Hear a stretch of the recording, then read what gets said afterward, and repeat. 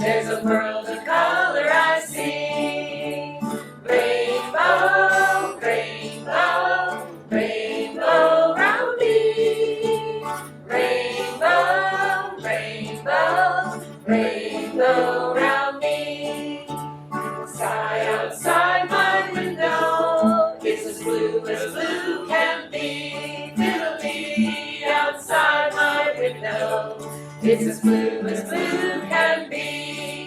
And the grass outside my window is as green can be. Fiddly outside my window, it's as green can be. Rainbow, rainbow, rainbow round me. Rainbow, rainbow, rainbow round me. And the lilies outside my window, they're as yellow can be. Fiddly outside my window, they're as yellow can be. And the poppies outside my window, they're as orange can be. Fiddly outside my window, they're as orange can be. Rainbow, rainbow, rainbow round me. Rainbow, rainbow, rainbow round me. And the roses outside my window, they're as red can be.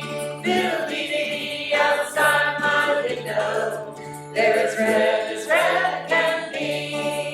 And the pansies outside my window, they're as purple can be. Fiddly outside my window, they're as purple can be. Rainbow, rainbow, rainbow round me. Rainbow, rainbow, rainbow round me. Rainbow, rainbow, rainbow round me. Rainbow, rainbow, rainbow round me.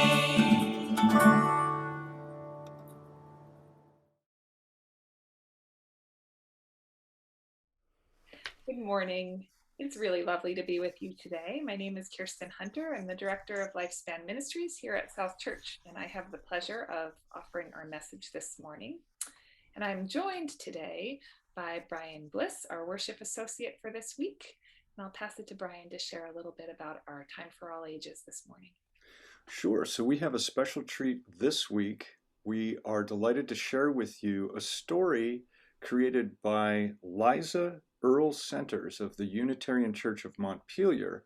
She took the time to create a story, actually a fairy tale, based on the merger of Unitarians and Universalists. And now I'll toss it over to our Director of Music Ministry, Joanne Connolly. Joanne. Thank you, Brian.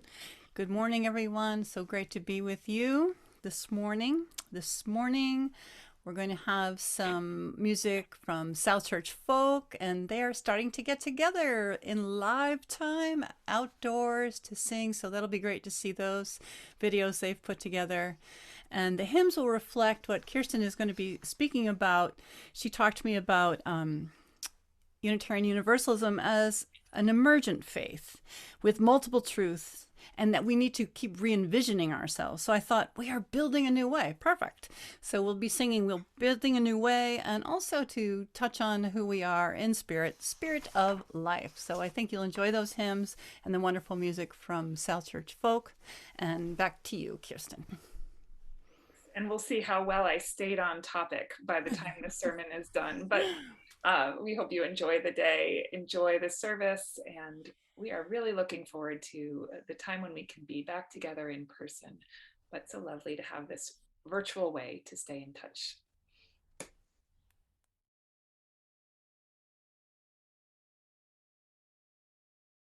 Spring has sprung, and it's time to celebrate at the Fellowship Associates' Spring Gatherings. Reconnect with South Church folks and make new friends at small outdoor gatherings. Guests will wear masks when not eating or drinking, and bring their own food and drink and chair and remain socially distant. Events will take place mid-May through June. For dates, times, and locations, check for your Sunday morning email sign-up Genius link. Don't miss the fun after this very long winter. Sometimes a piece of history is a blank slate. Quarried in Wales and transported as ship ballast for the construction of South Church in 1826, the slates from our roof have seen a lot of history and have great potential for second lives. Charcuterie boards, chalk slates, canvases, house signs, clocks. What will you do with your piece of local history? Available for a donation of $20 or more, slates will be sold on Sundays from 1 to 3 p.m. on the portico. If you have any questions, would like to purchase some slates, or are interested in volunteering, please contact Lori Bilby at turningtide@comcast.net. The Pocket Garden Tour will take place on June 25th and 26th, and we need your help. Volunteers are needed to garden sit and to assist during the tour. No knowledge about gardens is needed, just a willingness to welcome folks with a smile. Volunteer shifts are for 3 hours. The sign-up Genius to volunteer can be found in your Sunday morning email. Thank you in advance for your service, and we'll see you in the garden. The South Church Spiritual Book Group is hosting a discussion of Surviving the White Gaze, a memoir by Rebecca Carroll on Wednesday, June 9th at 7 p.m. All are welcome. Please contact southchurchbookgroup@gmail.com for the Zoom link.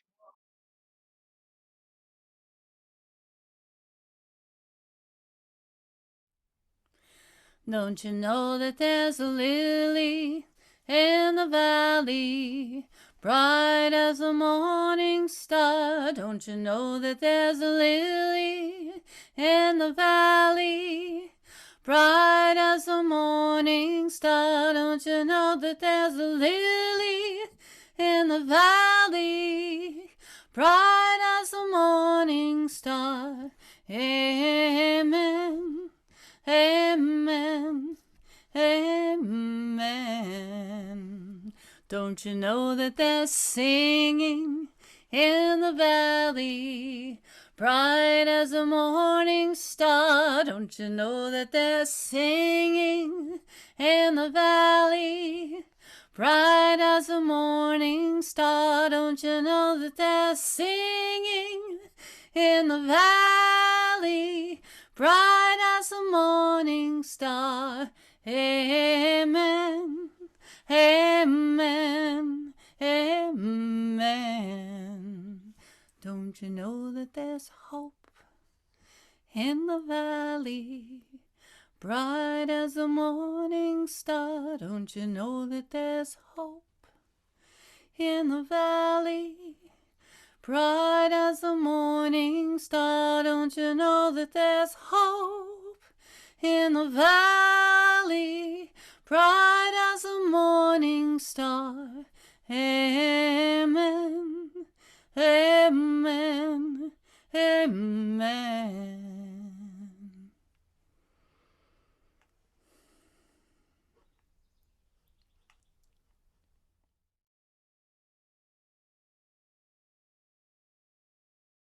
When I was about 8 years old, I wanted to be a writer and photographer for National Geographic.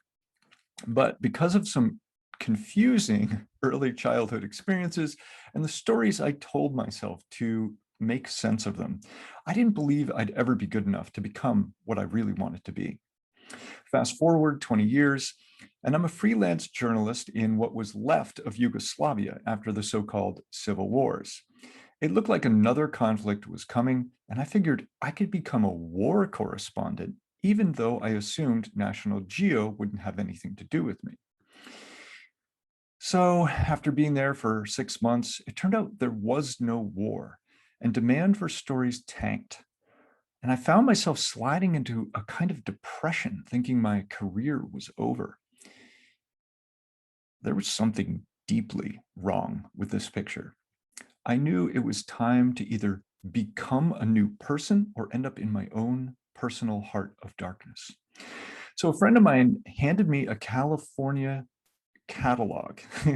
That is a catalog from an alternative education center in Big Sur, California, called the Esalen Institute. After doing a lot of personal growth in a work-study residency there, I began the decades-long process of shaking the shackles of intergenerational trauma and finding a new way of being. After California, I moved back to Portsmouth, New Hampshire, where I was born. After many fits and starts and a ton of therapy, I was finally ready to be schooled in the ways of love. That's when I met the woman who would become my wife. I couldn't be more grateful for our union, and I might be a little biased, but we have the most amazing kids in the universe. With all its vulnerabilities and joys, it's a long, strange, and exquisite trip, this learning to love and be loved.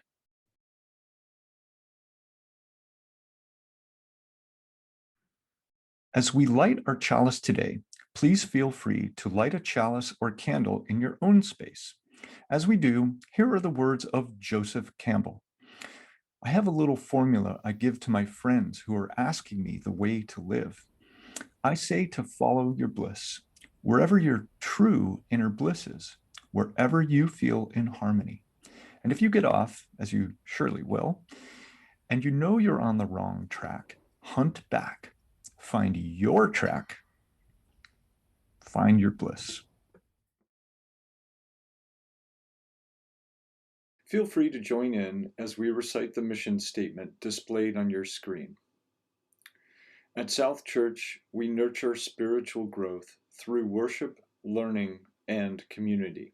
We celebrate the worth and dignity of all people, and we inspire one another to act on our faith in the larger community.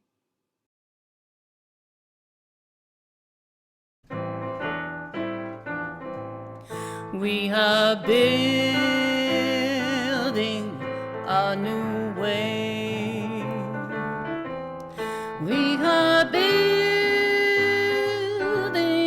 a new way.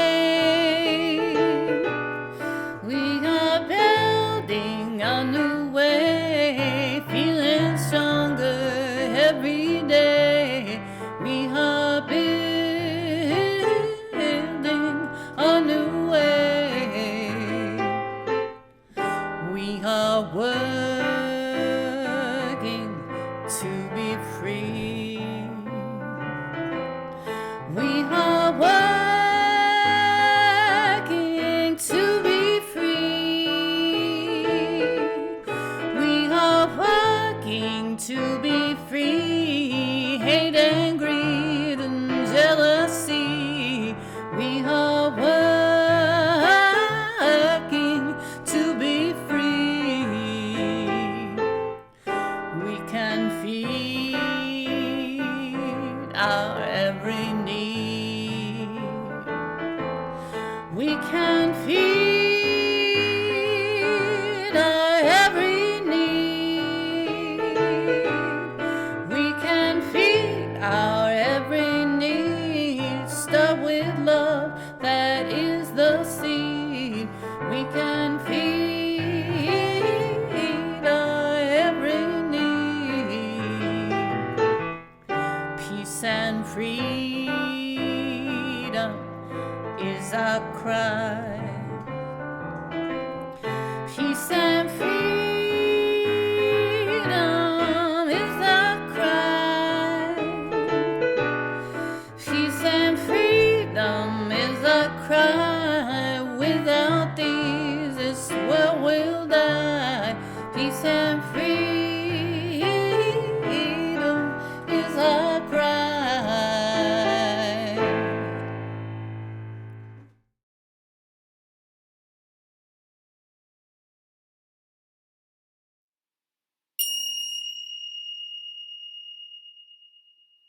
Once upon a time, there was a land with forests and rolling fields.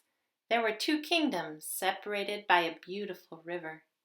Each kingdom had many peaceful villages, and each kingdom had its own capital city with its own castle where the leaders lived. Atop each castle was that kingdom's flag. One kingdom was the people of the flowers. the other the people of the trees.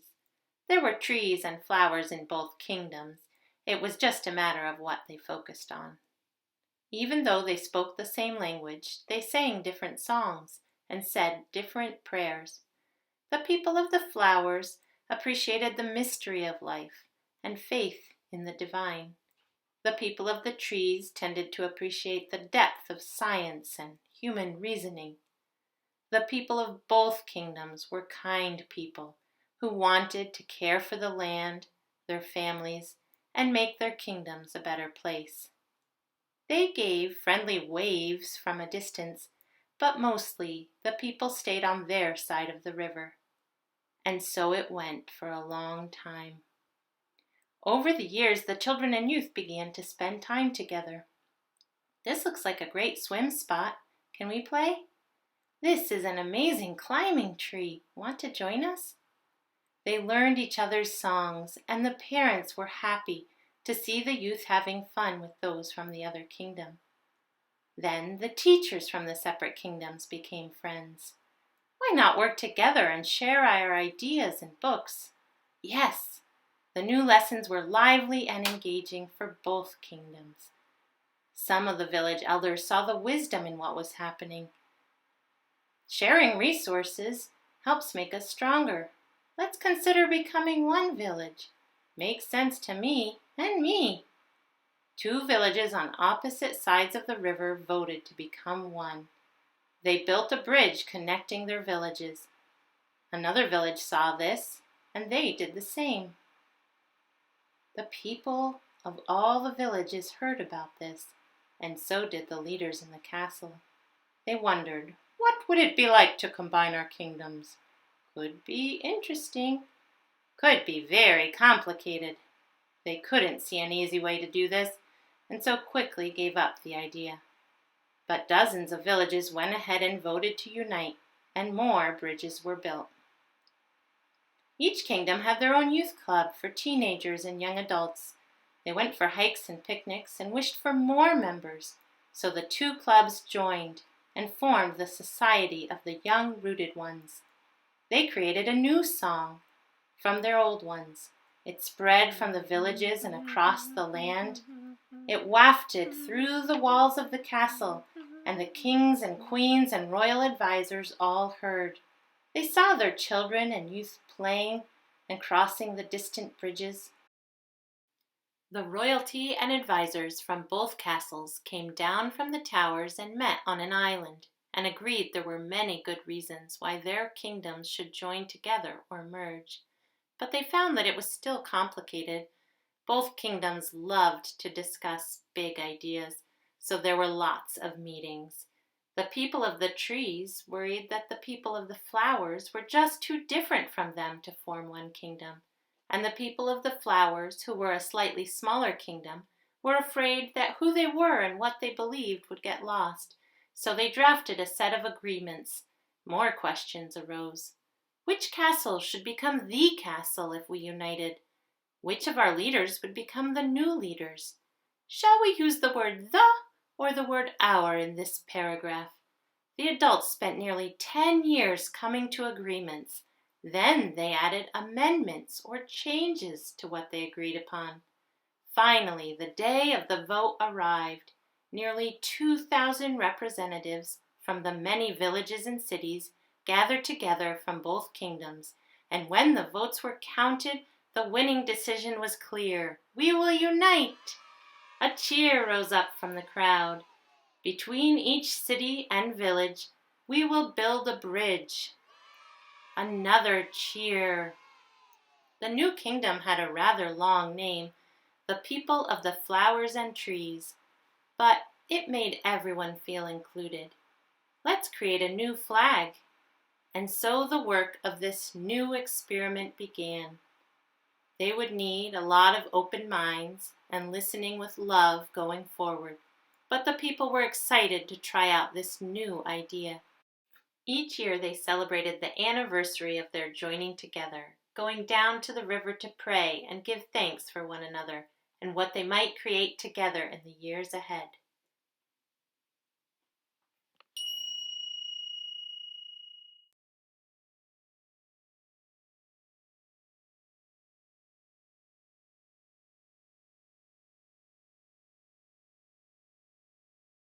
It's now time for the offering, an opportunity to support the programs of our church and to live our shared values in the larger community. This month, we're sharing our plate with the Joan G. Lovering Health Center, which is dedicated to providing confidential, comprehensive, and accurate sexual and reproductive health information and services to all in a supportive environment. It's their passion to honor, respect, and advocate for the right of everyone to maintain freedom and choices regarding their own sexual and reproductive health. You can contribute by following the instructions on your screen, which will be shown again at the end of the service. You can also donate by going to our website, southchurch-uu.org. Please give as you are able. Your contribution would be gratefully received. Break not the circle of enabling love, where people grow forgiven and forgiving. Break not that circle, make it wider still, till it includes, embraces all the living. Come wonder at this love that comes to life, where words of freedom are with humor spoken, and people keep no score of wrong and guilt, but will that human bonds remain unbroken. Join then the movement of the love that frees, till people of whatever race or nation will truly be themselves, stand on their feet, see eye to eye with laughter and elation.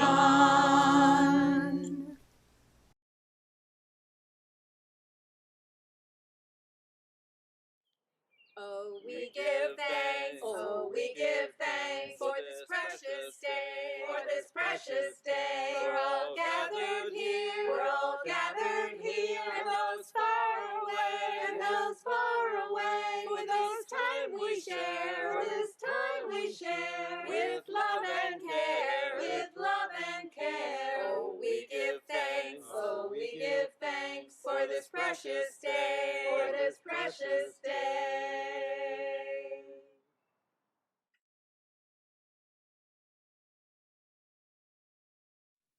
I invite you now into a time of prayer. And as you settle into your body and tune into your heart, I'll share these words from Sean Parker Dennison in the book Breaking and Blessing Meditations. This piece is titled Letter from Our Better Angels. Dear one, we have received your letter, and we hate to tell you, not hate so much, but are a bit afraid to say we cannot grant your requests as stated, but can only remind you of familiar things. First, faith. Faith in yourself and trust in others.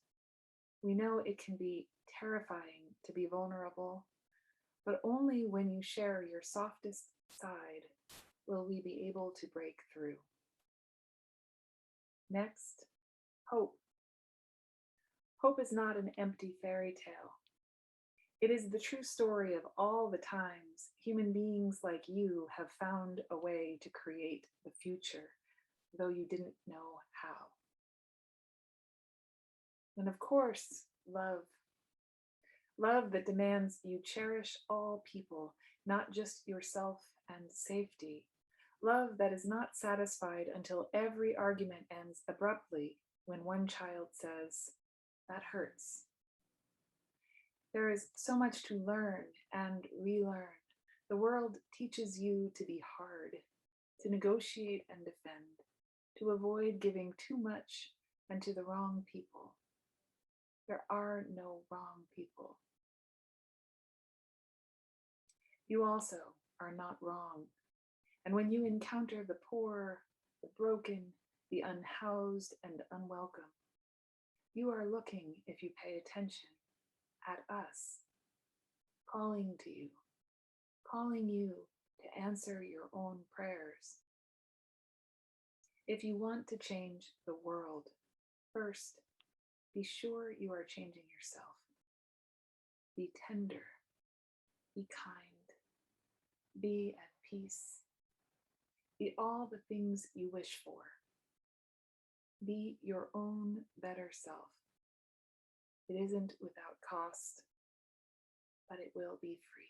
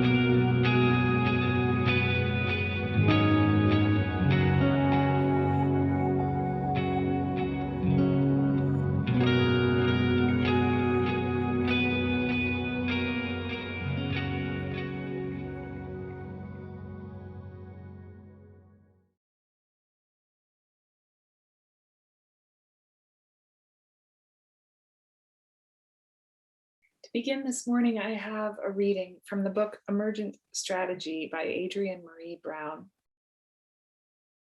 Emergence is the way complex systems and patterns arise out of a multiplicity of relatively simple interactions. In the framework of emergence, the whole is a mirror of the parts. Existence is fractal. The health of the cell is the health of the species and the planet. There are examples of emergence everywhere. Birds don't make a plan to migrate, raising resources to fund their way, packing for scarce times, mapping out their pit stops. They feel a call in their bodies that they must go, and they follow it, responding to each other, each bringing their adaptations. There is an art to flocking, staying separate enough not to crowd each other, aligned enough to maintain a shared direction, and cohesive enough to always move toward each other, responding to destiny together. Destiny is a calling that creates a beautiful journey. Emergence is beyond what the sum of its parts could even imagine. A group of caterpillars or nymphs might not see flight in their future, but it's inevitable. It's destiny. Oak trees don't set an intention to listen to each other better, or agree to hold tight to each other when the next storm comes. Under the earth, always, they reach for each other. They grow such that their roots are intertwined and create a system of strength that is as resilient on a sunny day as it is in a hurricane. Dandelions don't know whether they are a weed or a brilliance, but each seed can create a field of dandelions. We are invited to be that prolific and to return fertility to the soil around us. Cells may not know civilization is possible. They don't amass as many units as they can sign up to be the same.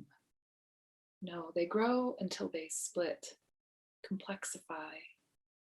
Then they interact and intersect and discover their purpose. I'm a lung cell, I'm a tongue cell, and they serve it. And they die, and what emerges from these cycles are complex organisms, systems, movements, societies. Nothing is wasted or a failure. Emergence is a system that makes use of everything in the iterative process. It's all data. Ours is an emergent faith. The Time for All Ages this morning was inspired by actual events that took place in the late 1940s and early 1950s when the youth groups of Unitarian and Universalist churches made the decision to merge, which happened nearly 10 years before the wider governance of each faith community formally followed suit. I love sharing that story, which might not surprise you. It's a great way to lift up the importance of youth in our faith. They literally led the way as Unitarian Universalism was becoming. How cool is that?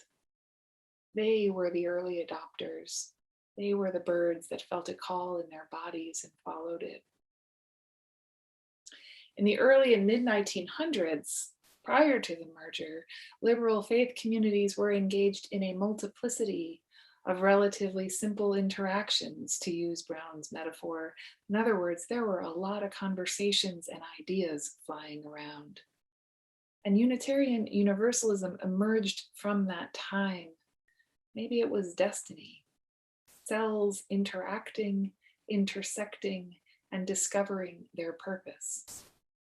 So often in human society, change comes from the margins, and so youth groups living in the midst of that time, bumping into each other, recognizing the commonality of their purpose, choosing to complexify together, makes a lot of sense.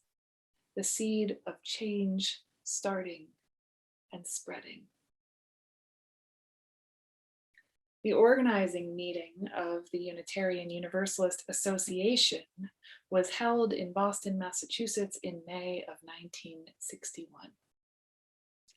And core to that formation was the expansion of how we defined and articulated the practice of covenant, growing it from being a vertical relationship between God and people to also including a horizontal covenant between binding us to one another. As Reverend Bill Sinkford describes it, covenant can tap into our deepest sense of what is holy and our deepest sense of what is important. It goes to the heart of the matter. I'll say again, ours is an emergent faith. Upon our formation, we made central the work of articulating how we aspire to be with one another. Remember the art of flocking, staying separate enough not to crowd each other, aligned enough to maintain a shared direction, cohesive enough to always move toward one another. Just as there is movement when we picture a flock of birds, our faith is also changing and moving. We are engaged in emergence. In 1961, the original covenant of the member congregations of the UUA was articulated through 6 principles. By the mid-1980s, though, the original principles weren't working for everyone. Reverend Bill Sinkford, again, points out, Covenants are formed and shaped at the denominational level in response to groundswells of opinion, which sounds a lot like flocks of birds to me. By the 80s, there were several groundswells of opinion, including the women's movement in Unitarian Universalism, who pushed hard for new principles because the original language of the principles was rife with male domination language. Additionally, many Unitarian Universalists at the time were finding their own spiritual path following earth-centered traditions. Those folks said the sources were incomplete because they failed to name said traditions. A few years ago, I was on Star Island, and I found myself by chance sitting next to a man who had actually participated in the revision of our principles and purposes in the 80s. He shared with me that humanists in the room at the time were a big reason why the decision was made to separate our principles from our sources of spiritual nourishment. If you look at the original 1961 principles, you'll see the two pieces were integrated. Our source is named within the articulated principles. I wonder if you can imagine how many meetings and subcommittees and studies and outreach campaigns must have been involved in order to finally create a new articulation of a covenant for the member congregations of the UUA. But that's what they did in the 1980s, and they passed in 1987 the principles and purposes we still know today. But we are again, right now, in a time of significant groundswells. Last year at General Assembly, the annual gathering of member congregations of the UUA, a commission was charged to review Article 2 of the UUA bylaws and propose any revisions that will enable our UUA, our member congregations, and our covenanted communities to be a relevant and powerful force for spiritual and moral growth, healing, and justice. People in our faith are again deep in the work of meetings, subcommittees, studies, and outreach campaigns in order to once again articulate what is most important to us. There are some really big ideas alive in our faith communities right now. There is a groundswell pushing to advocate for the formal adoption of an eighth principle, articulating a commitment to the dismantling of white supremacy within the stated principles of our faith. Already, many individual congregations have adopted the eighth principle. I know of more than one congregation whose children and youth have adopted the eighth principle, but whose adult congregants are still in discernment about it. Perhaps that's a pattern in our faith. Paula Cole-Jones, the faith leader who first proposed the eighth principle, is also spreading a powerful metaphor for how we might consider describing our Unitarian Universalist communities. We are a big tent, she says, referencing Universalist theology, but we are using little tent metaphors which shrink our potential. Paula identifies the prevalent metaphor of church as a family, to be a deeply limiting lens. She suggests we should instead imagine ourselves as a community of many communities. This alternate metaphor might allow us to embrace the very real truth that our faith holds a multitude of identities. We are not all the same, and we are also not alone in our differences. A metaphor that better articulates who we are will serve us well. The charge to the Article 2 Commission states that the new principles and purposes should guide us in the transformation of ourselves, our communities, and our faith into active networks of collective care, restoration, and justice. The principles and purposes should be a living document that challenges Unitarian Universalists to place the liberation in all its dimensions of all at the center of our lives. They should be honest about our past, name what we are facing and our aspirations and where we hope to be, not just today, but looking out at the horizons. They should ask us to choose love in action as the path forward. Existence is fractal, says Adrienne Marie Brown. The health of the cell is the health of the species and the planet. So much of what I see alive in our larger faith is also alive here in the South Church community. We too are asking hard questions of one another and thinking about what is most important, about who we are. I invite you to engage with your siblings in faith beyond the walls of our congregation. Consider attending General Assembly in June. Look up the Article 2 Commission. Read about the eighth principle and the metaphor consider the metaphor that we might be a community of communities rather than one big family. The months ahead of us, perhaps even more this year than the year that has passed, will call on us to recognize our interdependence, to interact and intersect, to discover our shared purpose, and to serve it. What is the call you feel in your body? What adaptation will you bring to our flight?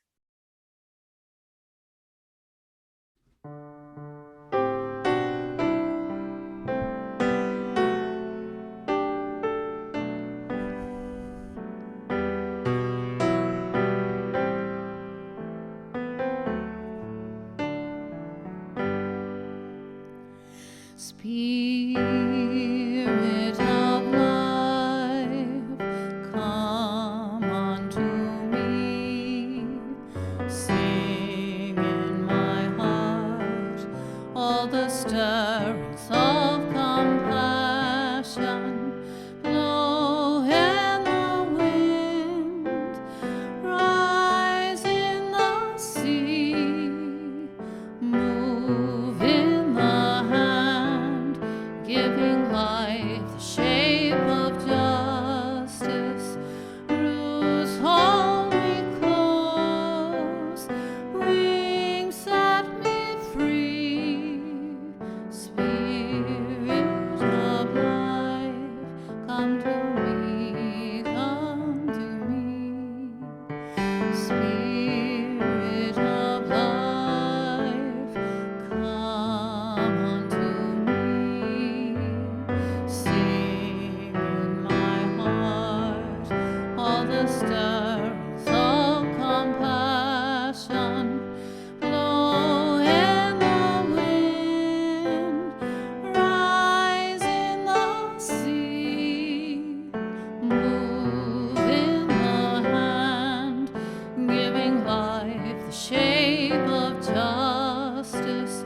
Roots hold me close, wings set me free.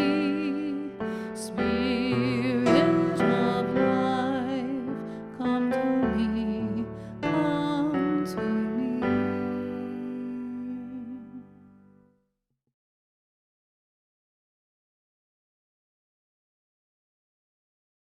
We extinguish this flame, but not the light of truth, the warmth of community, or the fire of commitment. These we carry in our hearts until we're together again.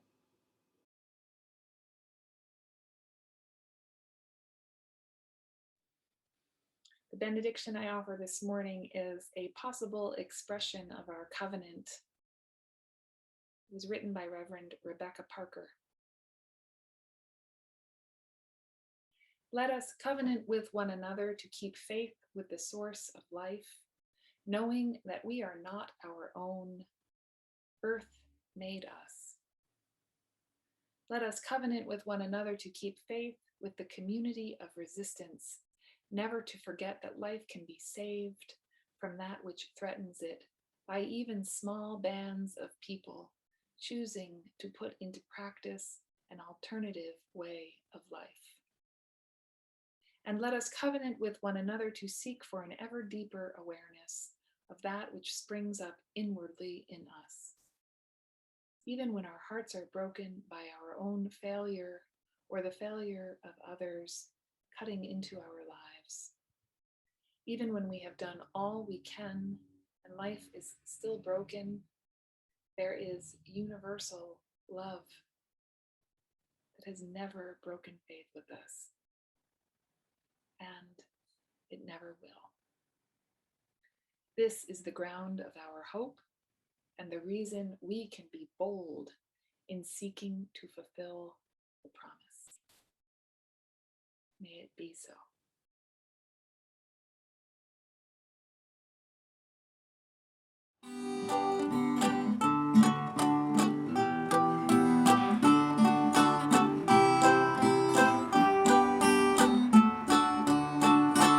Let us sing this song for the turning of the world, that we may turn as one. With every voice, with every song, we will move this world along, and our lives will feel the echo of our journey. With every voice, with every song, we will move this world along. With every voice, with every song, we will move this world along, and our lives will feel the echo of our journey. Let us sing this song for the loving of the world, that we may love as one. With every voice, with every song, we will move this world along, and our lives will feel the echo of our loving. With every voice, with every song, we will move this world along. With every voice, with every song, we will move this world along, and our lives will feel the echo of our loving. Let us sing this song for the healing of the world, that we may heal as one. With every voice,